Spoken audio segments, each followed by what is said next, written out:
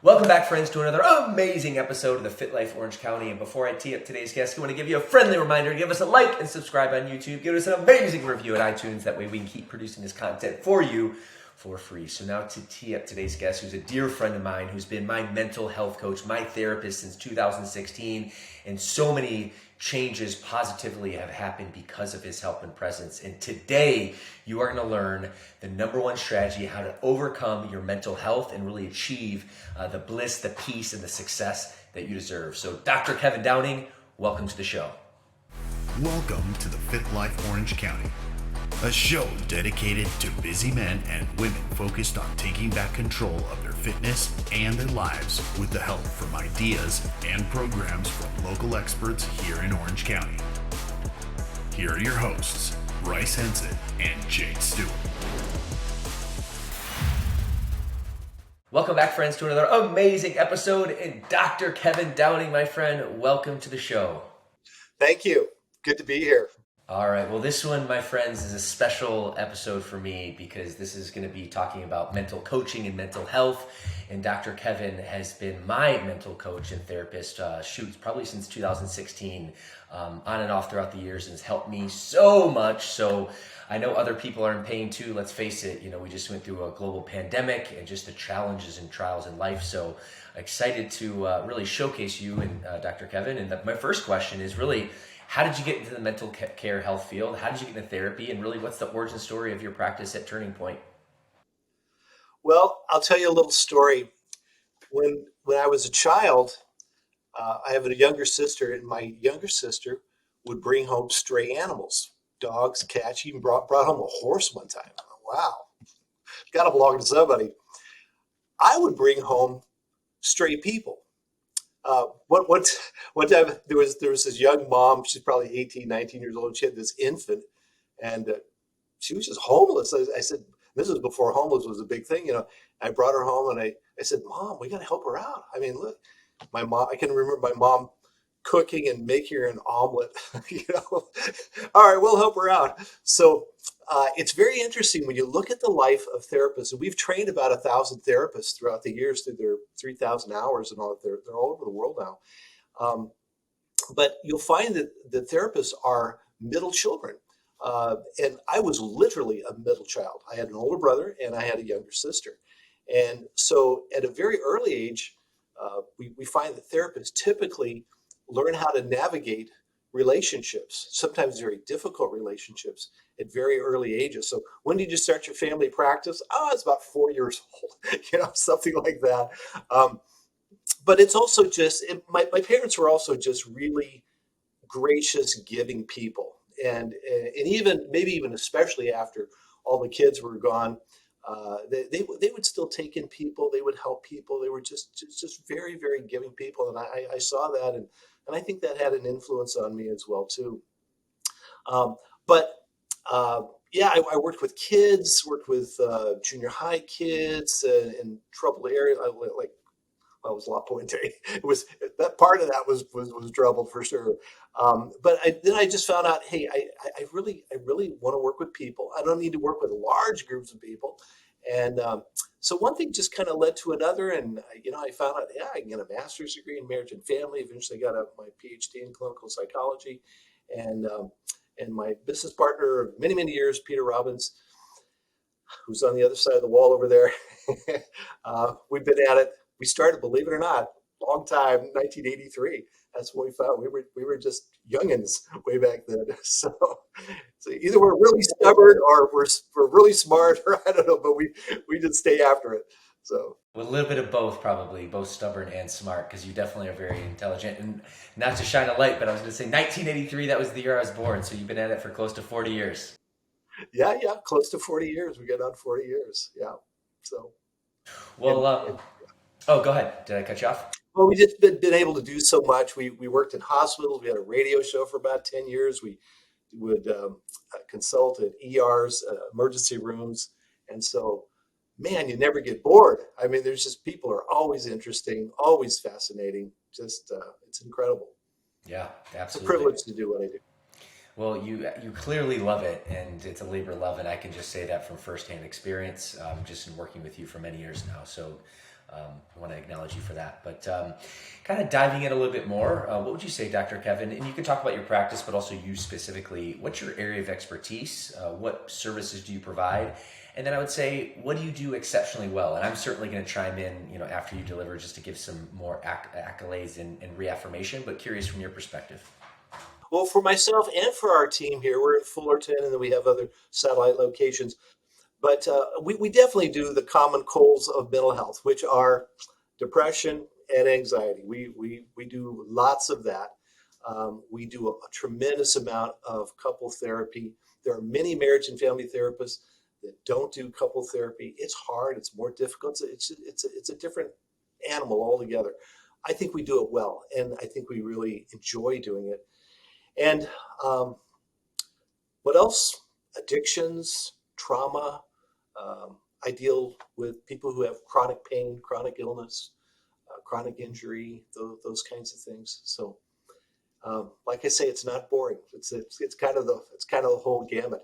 When you put your shingle out, so to speak, you get everything. You just everything kind of comes to you. But yeah, we do relationships really, really well, and like I say, depression, anxiety, addictions, trauma. And what would you say is the core of your philosophy? And the reason I ask this is just because you have clearly a deep understanding of human nature. And I'll give you two examples. One, we were going deep in terms of just my family upbringing and the relationship between my mother and father. And it was so eerie, Dr. Kevin.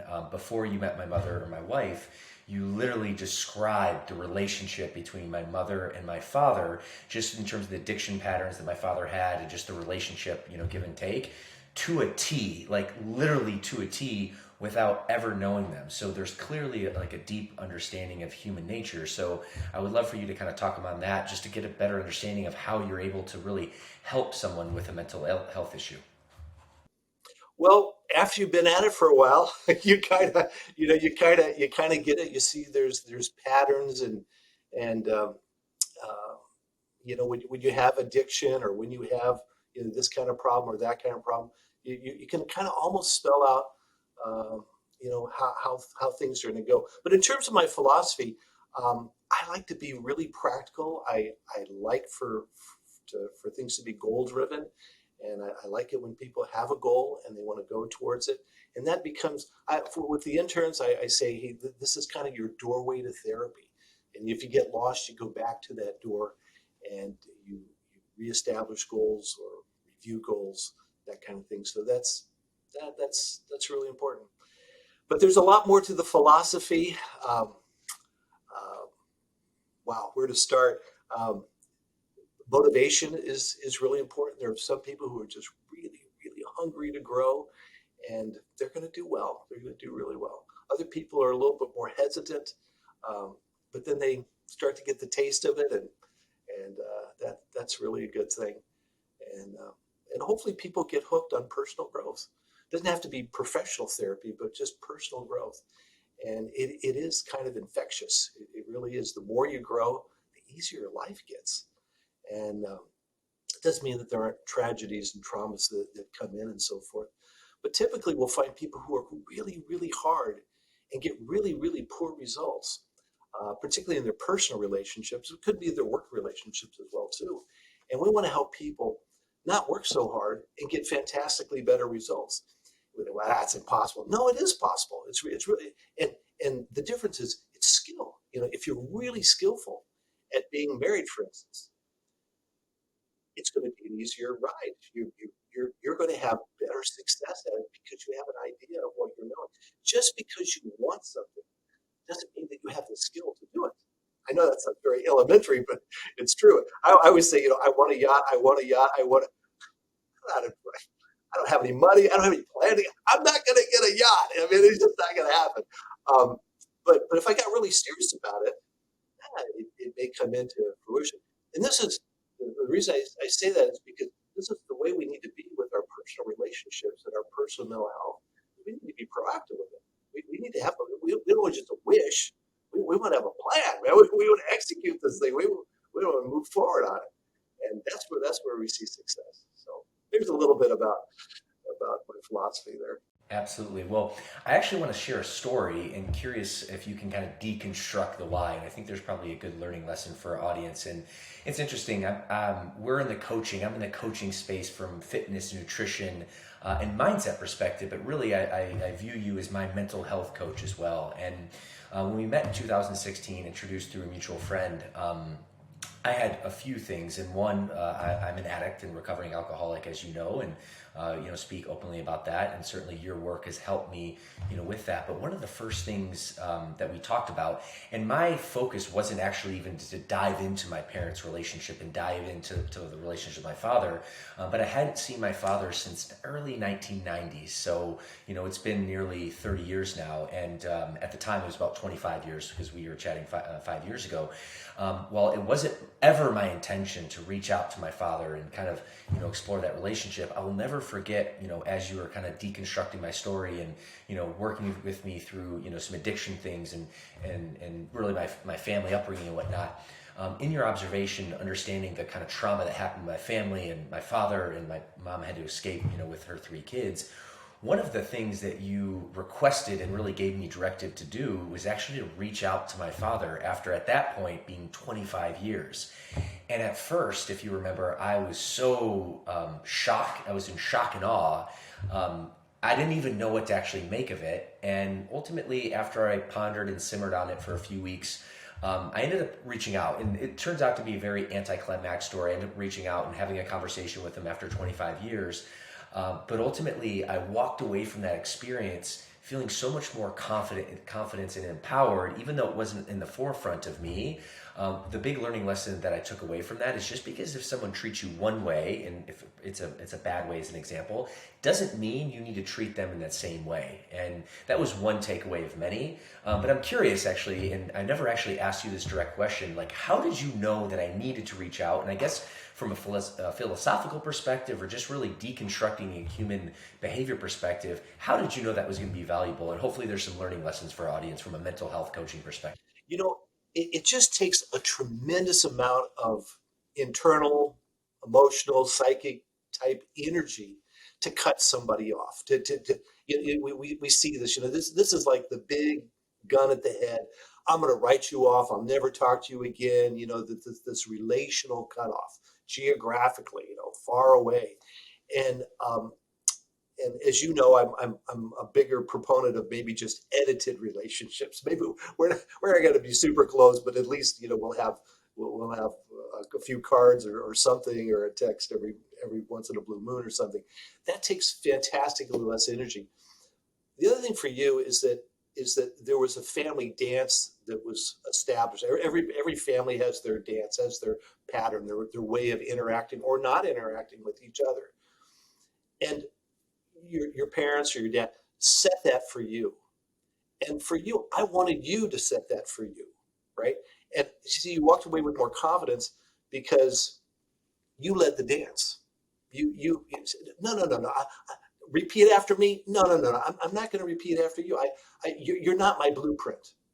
I'm going to do something outside of the family dance. I'm bigger than it is. I'm stronger than the family dance is. And I'm going to set the standard. And so you did. You reached out, said, "Hey, hello. We don't need to have all this." And you see, it also has a lot to do with power. Dad, you're not that powerful. I can talk to you. I can greet you. I can ask you how you're doing.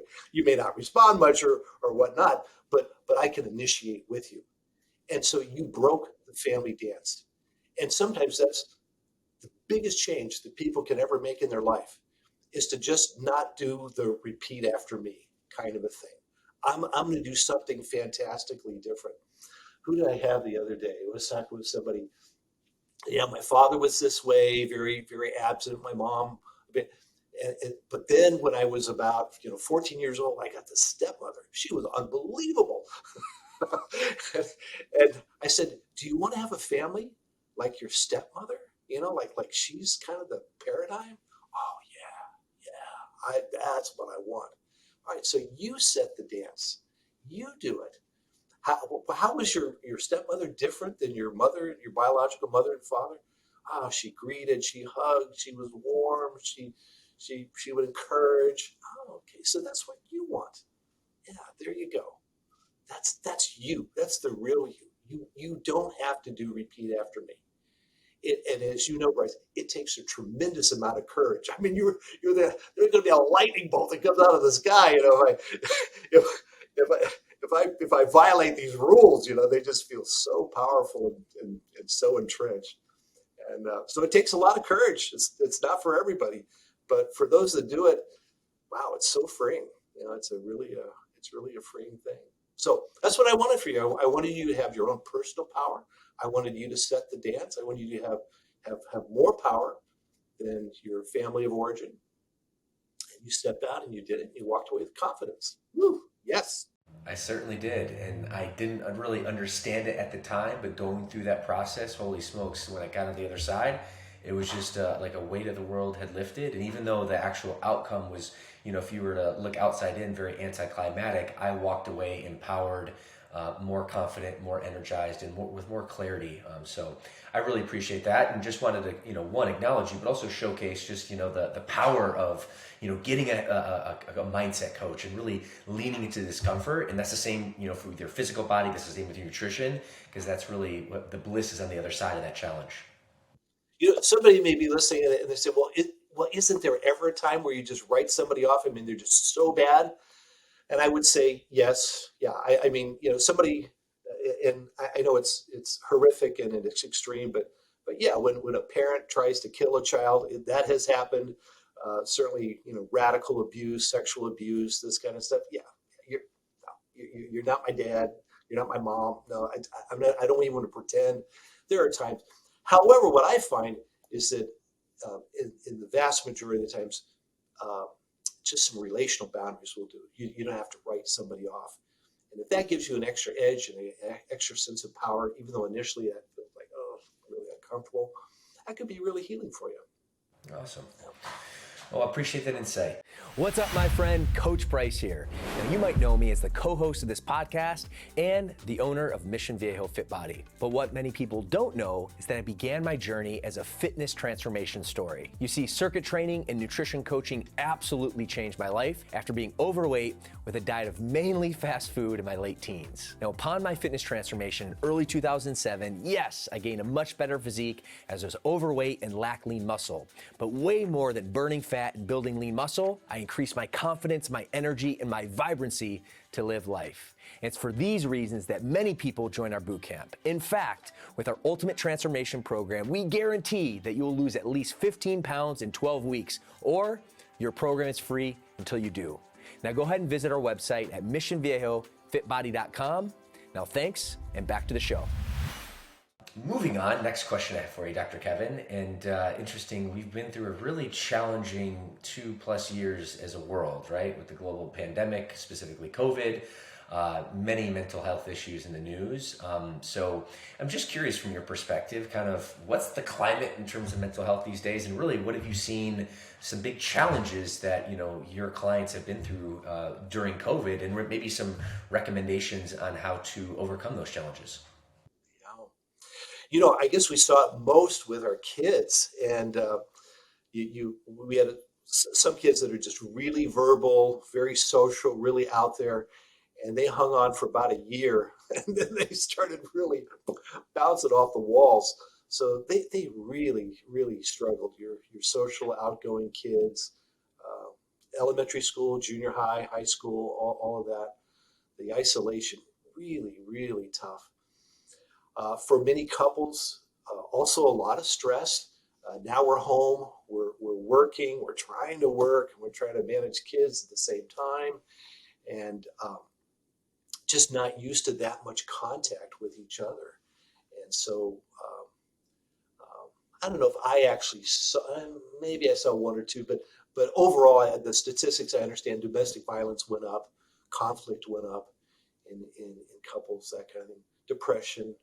The more temptation for addiction to self-medicate, that kind of thing. So yeah, from a mental health standpoint, it was very challenging, very, very, very challenging. And we're still not out of it. And we still get these these would-be therapists. They're applying. I just want to work from home. It's like, no. You got to see people face to face. You got a master's degree. Come on, you can do better than that. But you see a lot of that. You see a lot of people. I just want to work from home. I don't want to.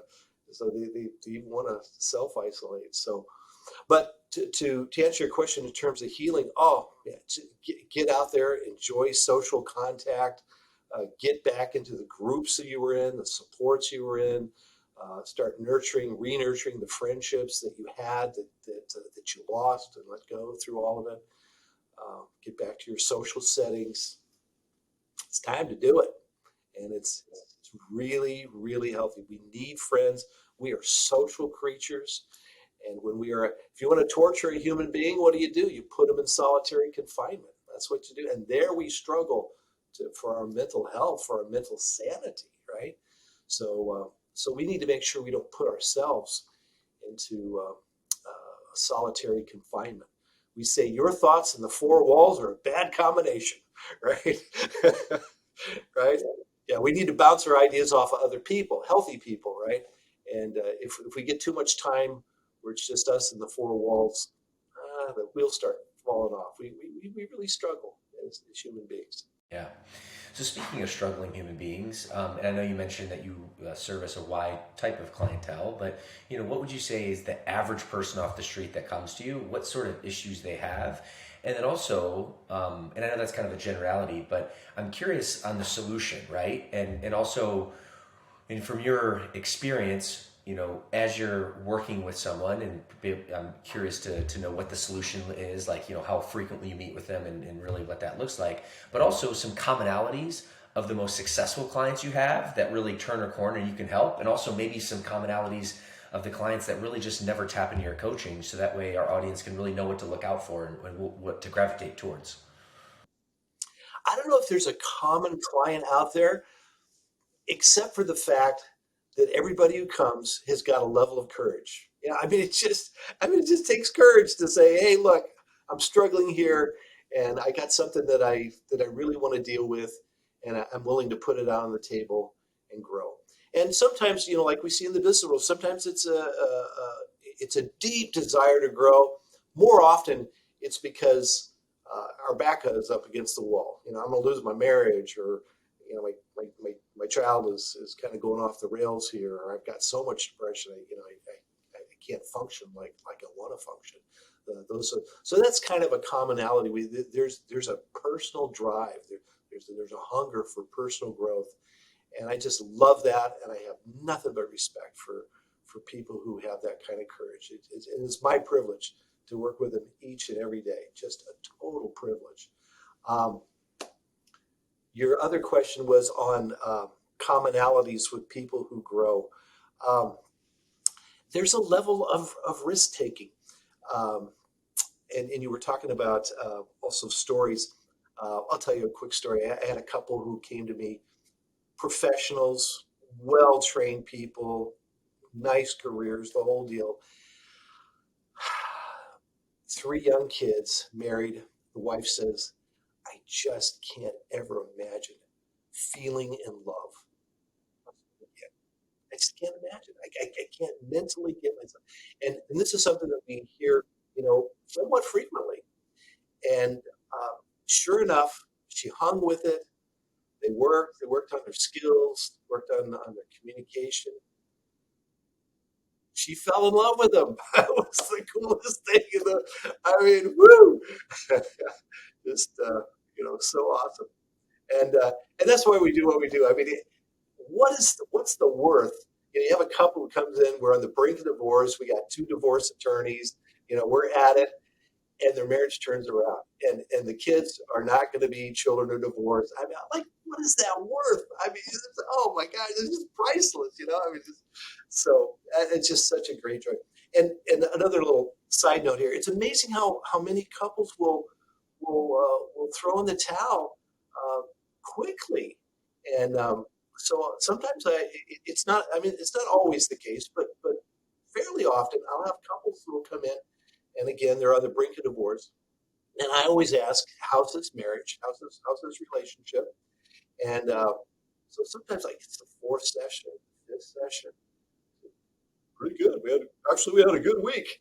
And I pull out the notes. I go, listen, don't ever forget today, because when there's absolutely no hope for your marriage at all, you were actually 3 or 4 sessions away from having a good week. Not that all your problems are solved or anything, but so we're very emotional, and we can take drastic action when cooler heads prevail, right? So we want to do that. Should I tell you another success story? I'm going to tell you one that maybe most people will think is an utter failure, and I think is a success. So I was young, man. I don't know. I think I was just newly licensed. I had this family come in, many years ago, and husband, wife, and about 4 kids, maybe 5 kids. Family therapy. So, what's the problem? Problem is the firstborn son, Joey. He's acting out, and so I don't even remember how he's 12 years old. No, he was 10 years old. And so I'm trying to get everybody's names, and it turns out that Dad's name is like Frank. I don't remember his name, but we'll just say it's Frank. Then we got Joey, and then we got the second-born son, and his name is Frank. What? How come you didn't name your firstborn son Frank, right? Why your second-born son? Right? Is what I'm thinking. I was a little more tactful than that. Well, Joey came from a different relationship, and so little Frankie was the firstborn son of the father. Well, little Joey, guess what he looked like? He looked just like, his father, his biological father. And every time his stepdad would look at him, he'd remember his wife's lover, and out would come the rage, So the kid's 10 years old, and I'm thinking in my mind, I'm never going to see this family again. They are not coming back. So I did everything I wasn't supposed to do. I went exactly in reverse gear. And I sided with, you need to side with the parents because they're the ones who bring the family in, right? I didn't side with the parents. I sided with the child, with the 10-year-old. I defended him. I stood up for him. I validated him. The whole shot. I just stood up for him. Well, lo and behold, I never saw him again. They never came back, just like you'd expect. 2 years later, I get a call from a local psychiatric hospital. We have a young man here. He's 12 years old. He's asking for you by name, your first name, Kevin Downing, first and last name. And I started putting 2 and 2 together. Is that the little boy? That it was him. I couldn't believe it. How many 10-year-olds can remember your first and last name? This kid remembered my name, and 2 years later, he's asking for me to be his therapist. I couldn't believe it. Why am I telling you this story? I'm telling you this story because you just never know the impact that you could have on another human being. I'm sure to this day, he still remembers me. I remember him. I remember him because he remembered me, but he remembers me. I was probably the first person in his life to ever stand up and validate him and support his side of the story. It was so cool. So anyway, I think that was a victory. That's awesome. Well, and there's been many more, Dr. Kevin, just in my short time working with you, and I've had many friends being able to connect with you, and you do incredible work. And I just see so much value in the work that you do, and from a mental health perspective, it's equally as important as physical. So that all in mind, you've been so kind. We still have a few more minutes left for the lightning round, but I want to be respectful of that. So we're going to transition if that works for you. All right, Dr. Kevin, first question of the lightning round. What's your biggest passion these days and why? Well, I just shot a little video series on marriage enrichment, and I'm pumped on it. It's just, I got this cool couple. They're all tatted out, the whole shot. They look hip, and they are hip. And if I had written a script for them, it wouldn't have been better than, like, for instance, I do one on escalation. I'm going to offer a little page on escalation here today. But she starts off the video and she says, I'm a very little person with a very loud voice. And when I get upset, and I thought, oh man, could you model escalation in marriage any better than that? So anyway, we've been working on it for a while, and it's still going through some edits and so forth. So anyway, that's something I'm feeling passionate about here. Love it, love it, love it. Next up, and this is a big one, considering I feel like your industry, and also sometimes there's still this taboo feeling about therapy, which really should just go away because we all need to be able to connect. To your point, isolation is the worst form of human torture. So what's a unique value bomb that about mental health coaching, about therapy, that most people don't know, but they should know? Yeah. What they don't know is the most successful people in the world go get the most help. I mean, it's uncanny. I have worked with some incredibly successful people, and they're saying, well, I got this coach and I got this one, and then I called this guy in Australia, and I go, oh man, you just know where to drink. You know where the wells are, and they do it unashamedly, and they do it boldly, and they do it forthrightly, and they reap the benefits of it. If you can turn it around and say, this is not a statement about, my deficits or something, and you say, no, this is what helps make me a success. This is kind of like cheating for real, it's like, it's okay. You will benefit, and you will grow, and you will not regret it. You will. I've done a lot of therapy myself because, just being in the field I'm in and so forth. I don't regret a moment of it, ever. I'm so grateful for it. So hungry for more. I'm ready to get back into therapy. Well, as soon as we're done with this episode, ironically enough, I'm jumping into a therapy session with you, which is incredible. Next up, say our audience members interested to basically reach out. They don't really know, the first thing about, therapy. Where can they find you? Do you have a website? Do you have a social media? Do you have a phone number? Really, what's the recommendation on the next step? Yeah.